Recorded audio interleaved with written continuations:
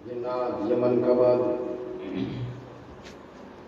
امام علی مقام رضی اللہ عنہ کی شان میں، مولا علی کی شان میں، صحابہ اور خواجہ اور رضا کی شان میں ماشاءاللہ بہت بہترین نعت و منقبت پیش کی گئی۔ اللہ تعالیٰ ذکر خیر قبول فرمائے۔ آج ہم جن کا ذکر کر رہے ہیں وہ ہمارے دلوں کی رگ سے واقف ہے۔ الحمدللہ رب العالمین والعاقبۃ للمتقین والصلاة والسلام علی سید الانبیاء والمرسلین وعلی آلہ وصحبہ اجمعین، اما بعد فاعوذ باللہ من الشیطان الرجیم، بسم اللہ الرحمن الرحیم۔ النبی اولی بالمؤمنین من انفسهم، آمنت باللہ صدق اللہ المولانا العظیم، وبلغنا رسوله النبي الأمين المتين الكريم، ونحن على ذلك لمن الشاهدين والشاكرين، والحمد لله رب العالمين۔ غوث اعظم بمنی بے سرو ساما مدد، قبلہ دی مدد، کعبہ ایماں مدد، قادر یمنا رہے یا غوث اعظم میں سنم، دمد شیخ احمد رضا خان قطب عالم میں سنم۔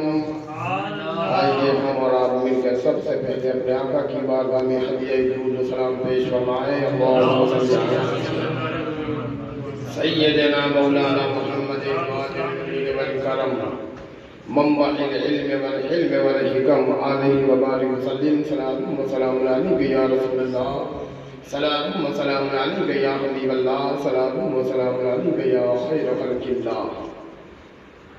آقا کریم صلی اللہ علیہ وسلم کی حدیث پاک ہے، حضور فرماتے ہیں کہ جس گھر میں اللہ اور اس کے نیک بندوں کا ذکر ہوتا ہے اس گھر پر اللہ کی رحمتوں کا نزول ہوتا ہے۔ جہاں اللہ کی اور اللہ کے محبوب بندوں کی ذکر خیر ہوتا ہے اس بستی کو اللہ اپنی رحمت کے شامیانے میں ڈھانپ لیتا ہے۔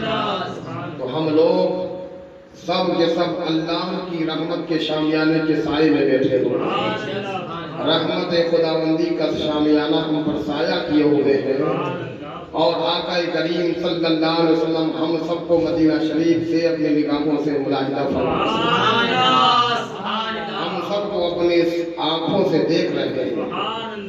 اللہ تبارک و تعالیٰ ارشاد فرماتا ہے النبی اولیٰ بالمؤمنین من انفسہم، یہ میرا عظمت والا رسول مومنوں کی جانوں سے زیادہ قریب ہے، یعنی ہم حضور سے بہت زیادہ قریب ہیں، حضور ہمارے رگ سے شرع رگ سے زیادہ قریب ہے۔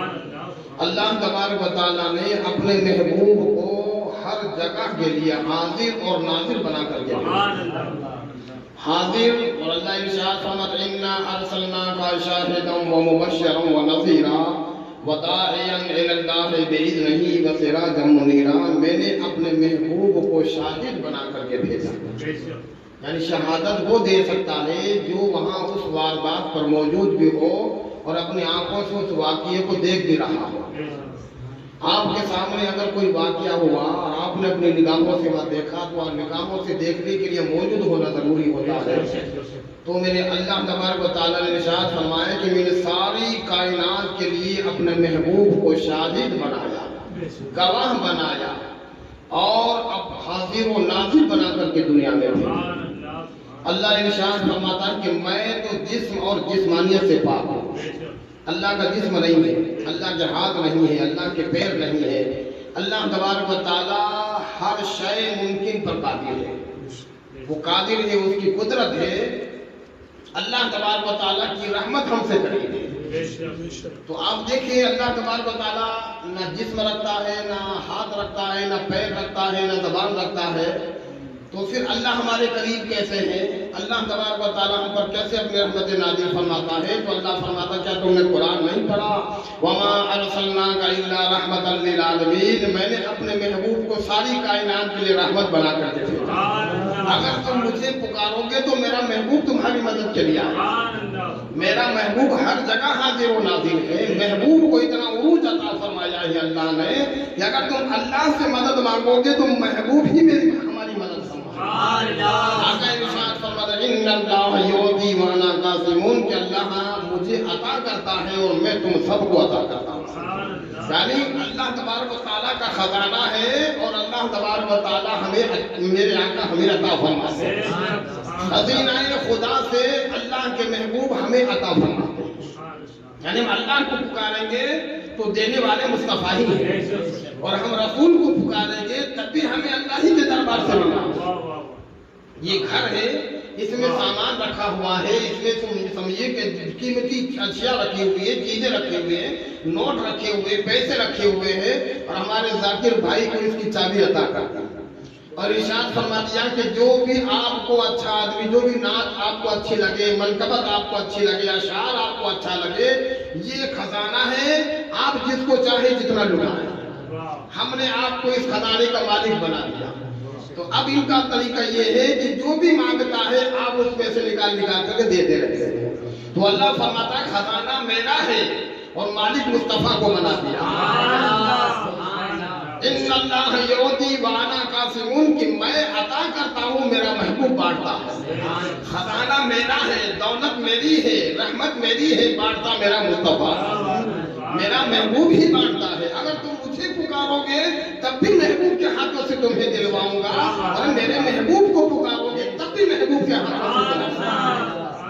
خالق کل نے آپ کو مالک کل بنا دیا، اور دونوں جہاں ہے آپ کے قبضے سے، دونوں جہاں میں حضور ہی کا قبضہ ہے، حضور ہی کی چلتی ہے۔ حضور صلی اللہ علیہ وسلم کو اللہ نے وہ ساری چیزوں کا مالک بنا دیا۔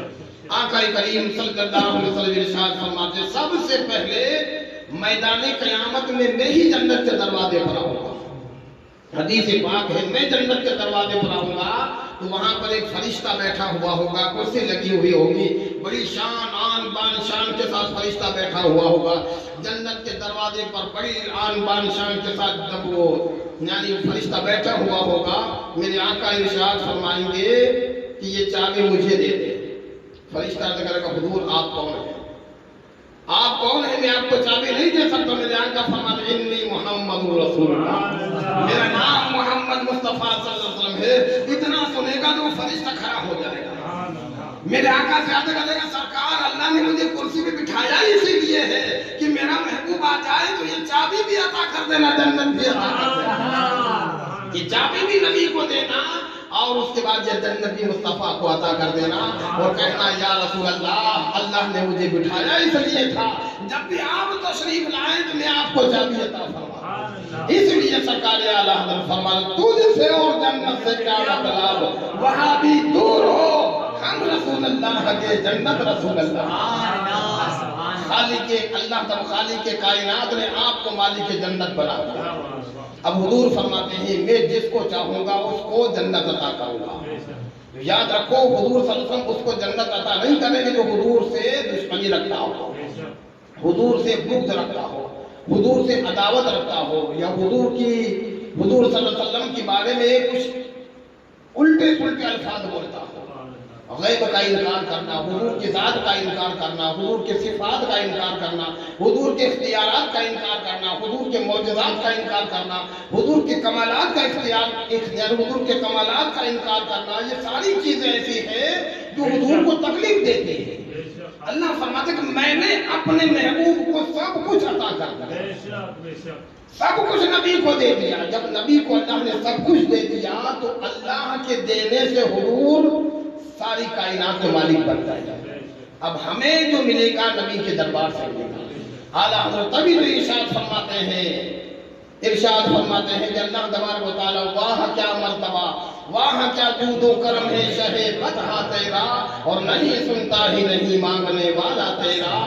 اللہ تبارک و تعالیٰ نے ہر چیز مصطفیٰ کو عطا فرمائی، یہاں تک کہ میری آقا کریم صلی اللہ علیہ وسلم ارشاد فرماتے ہیں کہ اللہ تبارک و تعالیٰ نے جب مجھے پیدا کیا اور پیدا کرنے کے بعد ابھی سرکار بظاہر دنیا میں تشریف نہیں لایا، حضور صلی اللہ علیہ وسلم نے اپنا قدم زمین پر نہیں رکھا، مگر اس سے پہلے میرے آقا ارشاد فرماتے ہیں کہ کنت نبیم و آدم بین الماء والطین، میں اس وقت نبی تھا جب دنیا بھی پیدا نہیں ہوئی تھی۔ حضور کو اللہ نے کب پیدا کیا یہ تو رب ہی جانے، اور رب کے بتانے سے اس کا محبوب جانے، رب جانے نبی جانے، ہمیں نہیں پتا کہ حضور صلی اللہ علیہ وسلم کو اللہ نے کب پیدا فرمایا، لیکن میرے آقا فرماتے ہیں، خود میرے نبی فرماتے ہیں کنت نبیم و آدم بین الماء والطین، حضرت آدم کو 4 چیزوں سے پیدا کیا، باد کو لیا، ہوا کو لیا، پانی کو لیا، مٹی کو لیا، آگ کو لیا، پتلا بنا دیا۔ اور میرے آقا ارشاد فرماتے ہیں ابھی آدم کا پتلا بھی نہیں بنا تھا، ابھی ہوا الگ تھی، پانی الگ تھا، مٹی الگ تھی اور آگ الگ تھی، یہ سارے اجزاء الگ الگ تھے، اللہ نے مجھے اس وقت نبی بنا دیا۔ میں نبی تھا، مجھے معلوم تھا اللہ نے مجھے نبی بنایا۔ بتاؤ یہ اللہ تبارک و تعالیٰ نے اپنے محبوب کو مالک بنایا، اپنے محبوب کو نبی بنایا۔ حضور فرماتے مجھے معلوم تھا۔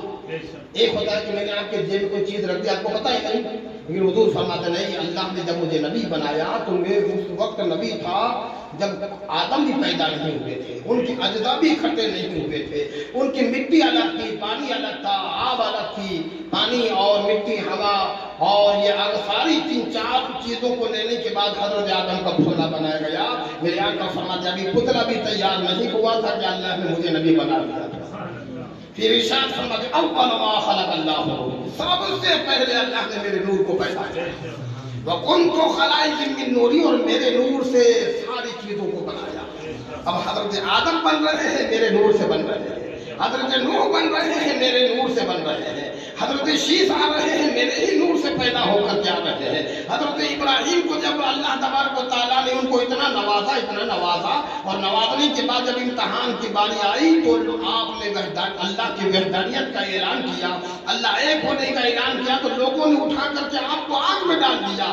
میرے آقا فرماتے میں بھی ان کے ساتھ میں تھا، میرا نور ابراہیم کے پیشانی میں چمک رہا تھا، جب آگ کے قریب گئے تو آگ ابراہیم پر گلزار بن گئی تھی، بغیچہ بن گئی تھی، محبوب کا نور ان کی پیشانی میں چمکا رہا تھا۔ میرے آقا فرماتے سارے نبیوں کی پیشانیوں سے ہوتا ہوا میرا نور منتقل ہوتا رہا، یہاں تک کہ پاک باز عورتوں کی شکم سے اور پاک مردوں کے صلب سے ہوتا ہوا میرا نور مکہ المکرمہ میں حضرت عبد المطلب کی پیشانی میں چمکا۔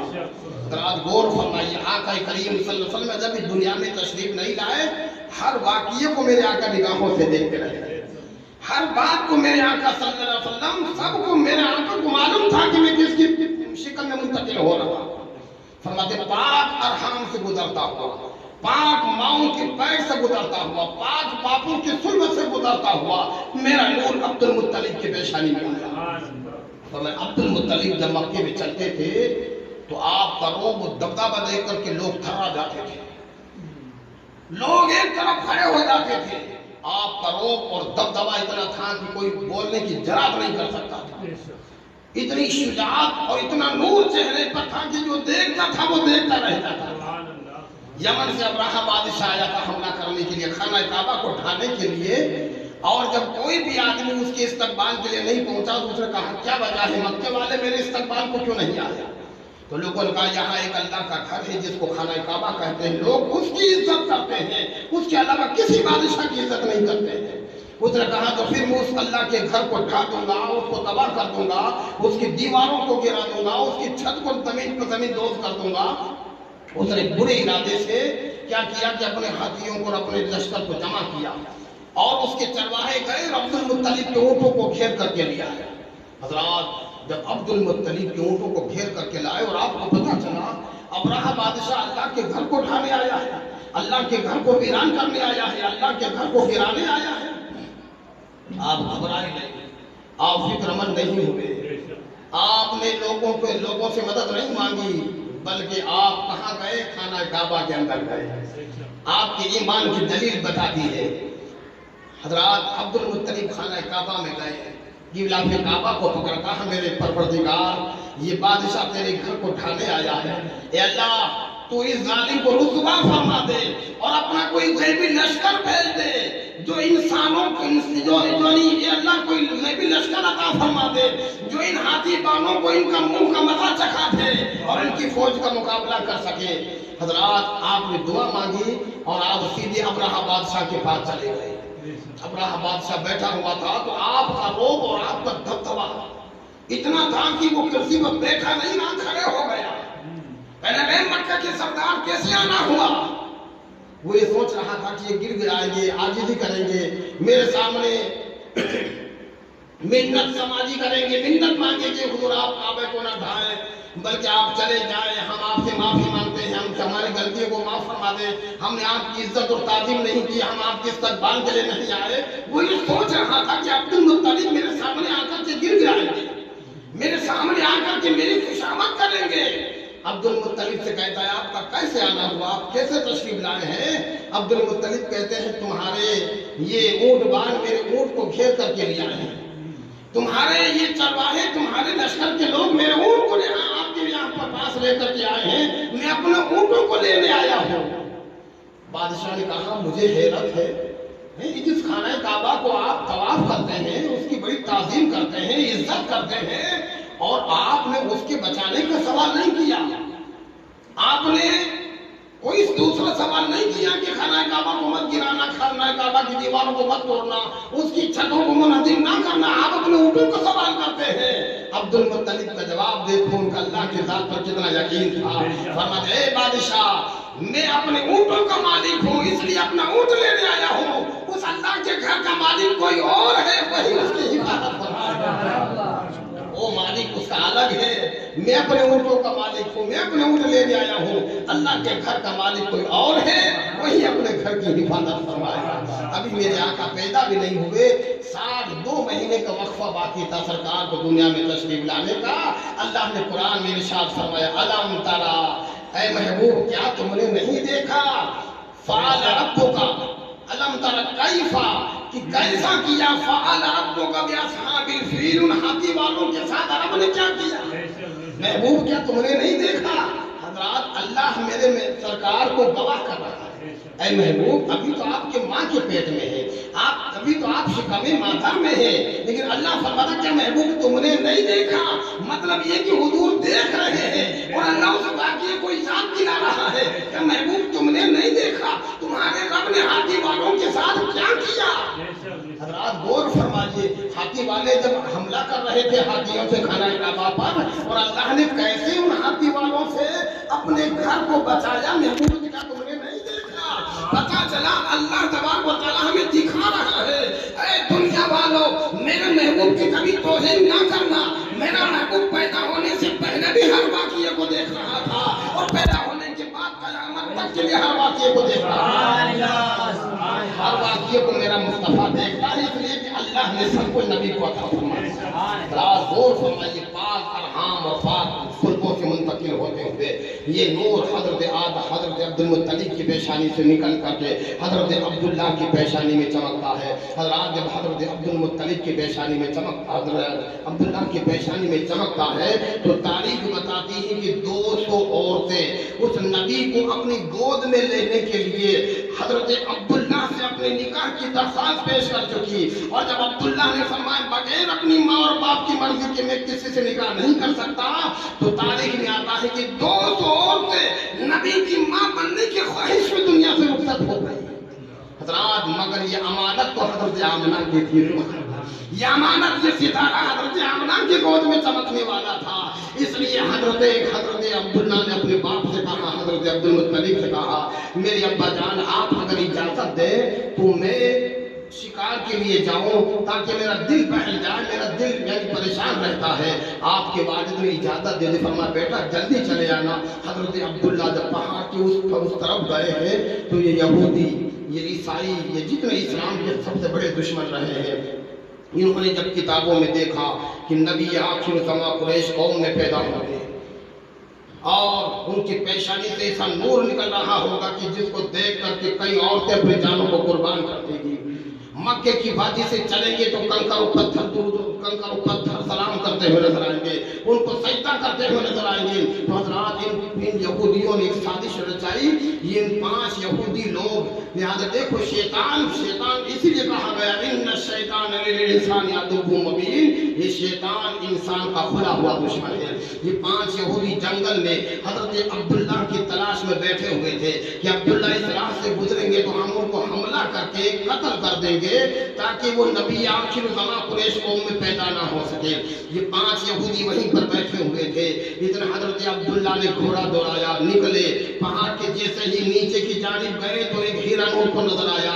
आपने अपना घोड़ा हिरन के पीछे डाला। अब हिरन आगे आगे जा रहा है, हजरत अब्दुल्ला पीछे पीछे जा रहे हैं। और बस जैसे ही देखा जंगलों बियाबान में गए तो हिरन तो नजरों से गायब हो गया और वो 5 जो आपके सख्त तरीन दुश्मन थे वो निकल कर सामने आ गए।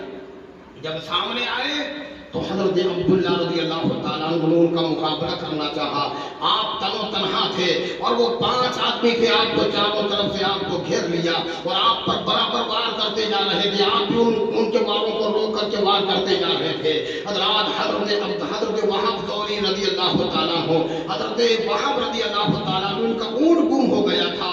ये पहाड़ की तरफ ढूंढने के लिए निकले।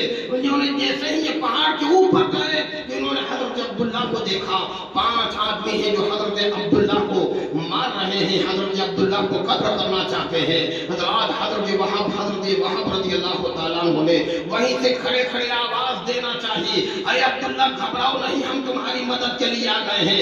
आवाज देना चाहते हैं तो गले में खराश या गले को ऐसा किसी ने पकड़ लिया कि आवाज गले से बाहर नहीं आती है। आप दौड़ना चाहते हैं, पैरों ने चलने से यानी पैरों ने चलना तक छोड़ दिया है, पैरों में ऐसी तकलीफ हो गई जब आगे भी नहीं बढ़ सकते हैं। हजरत वहाब फरमाते हैं मैं आजिज हो गया।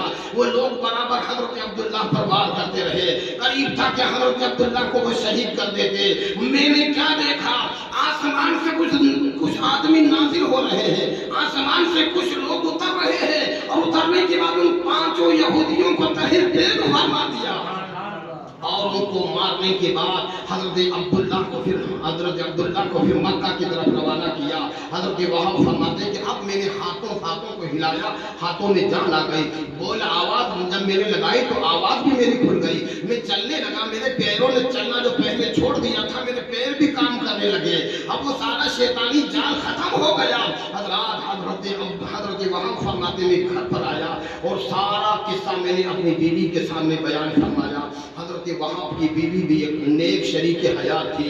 उन्होंने फरमाया कि देखो हमारी बेटी आमना के लिए इससे बेहतरीन रिश्ता कोई नहीं हो सकता है, लिहाजा आज ही तुम अब्दुल मुत्तलिब के पास जाओ और जाने के बाद उनके बेटे अब्दुल्ला से अपनी बेटी आमना का रिश्ता यानी रिश्ता तय करके आओ। हजरत वहाब रज़ियल्लाहु ताला अन्हु अब्दुल मुत्तलिब की बारगाह में जाते हैं और अब्दुल मुत्तलिब की बारगाह में जाने के बाद हजरत अब्दुल्ला का हाथ हजरत अब्दुल्ला से अपने बेटी के रिश्ते के लिए बात करते हैं। हजरत अब्दुल मुत्तलिब ने इस रिश्ते को कबूल फरमा लिया। आपके घर के सारे अफराद हजरत आमना खातून के घर पर आए। जब बच्ची को देखा तो चांद से भी ज्यादा हसीन थी, जिनकी गोद में नबियों के नबी आने वाले हो।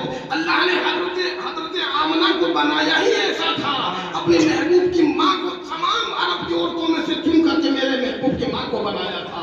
हजरत आमना फरमाती है कि जब सारे नबी के घर वाले, जब हजरत अब्दुल्ला के घर वाले सब आए, उन्होंने पहले ही नजर में मुझे पहचान लिया, पसंद कर लिया और उसके बाद मंगनी के रस्म को अदा कर दिया।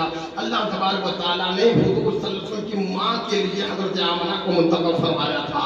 अरब में जो सबसे हसीन, सबसे ज्यादा पाक दामन, सबसे ज्यादा तकवे वाली, तकवा शान वाली जो औरत थी वो हजरत आमना थी। उसी को अल्लाह ने अपने महबूब की माँ के लिए चुन लिया था। दोनों तरफ से ये बात तय हो जाती है और आका करीम सल्लल्लाहु अलैहि वसल्लम हजरत आपके वालिद का रिश्ता तय हो जाता है। और वो तारीख आती है कि जिस तारीख में हजरत आमना खातून का निकाह हजरत अब्दुल्ला से हो जाता है और शबे जुमा था। और शबे जुमा में ही जब दुफाफ हुआ, आज अल्लाह तबारक व तआला ने अपने महबूब के नूर को हजरत आदम की पेशानी से निकाल करके हजरत आमना के बदन में मुंतकिल फरमा दिया था। उसी वक्त जानवरों तक को इल्म हो गया था। यानी अपने जिन्स के जानवरों से अपना हर जानवर बात करता था। क्या तुम्हें मालूम नहीं है आज کی رات اللہ کے نبی اپنی ماں کی شکم میں تشریف لائے. مشرق کے جانوروں نے مغرب کے جانوروں کو مبارکباد دے رہے ہیں.